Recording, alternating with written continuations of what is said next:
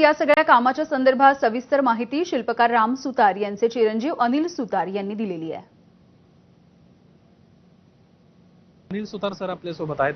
अतिशय महत्त्वाचा एक जबाबदारी तुमच्याकडे आहे आणि तुम्ही कशा पद्धतीने हे सध्या काम करताय, किती कर्मचारी या ठिकाणी काम करतात सर, काय सांगाल?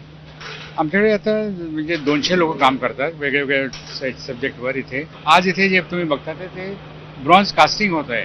आता ती कोठाली त्याला म्हणतात, ज्याच्यात मेटल गरम केले जातं। त्यात 500 kg मेटल आहे आणि ते 1200 डिग्री सेंटीग्रेडवर त्याला गरम केलेलं आहे आणि आता ते पाण्यासारखं झालेलं आहे। आता त्याला उचलून ते आपल्या मोल्डमध्ये टाकणार आहे। हा बाबासाहेबांच्याच पुतळ्याचा एक पार्ट आहे आणि याच्यामध्ये आज टाकणार आहे। म्हणजे हळूहळू साधारण 5 फूट बाय 4 फूटचे तुकडे आम्ही डिझाईन करतो आणि नंतर मग ते सगळे जोडून, जसं बूट जोडलंय तसे वर जोडत जाणार आम्ही। किती फायदेशीर हे असणार आहे, कारण की समुद्राच्या किनारे पुतळा बसवला जातोय, प्रचंड समुद्राचं वारं असतं, काय काय गोष्टींचा तुम्ही विचार? याच्यामध्ये कसं आहे, एक C903 म्हणून मेटल आहे जे सरदार पटेलच्या स्टॅच्यूमध्ये पण वापरलंय।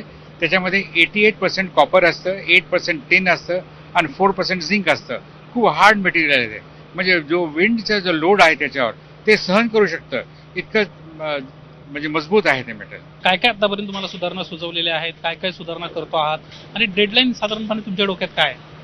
आता म्हणजे डिसेंबर 2026 ठरलेलं आहे आणि याच्यात आता जे सुधारणा व्हायच्या आहेत ते मागच्या 4 वर्षात होऊन गेल्या आहेत। आता त्या सुधारणा नाही आहेत। आता आपण जे सुधारून जे फायनल झालं, कमिटीने अप्रूव्ह केलं, शासनाने अप्रूव्ह केलं, ते आम्ही आता त्या मॉडेलवरून हा मोठा पुतळा करतोय। कॅमेरामन अनिल सांगरेसह निलेश बुधावले, ABP माझा, गाझियाबाद, दिल्ली।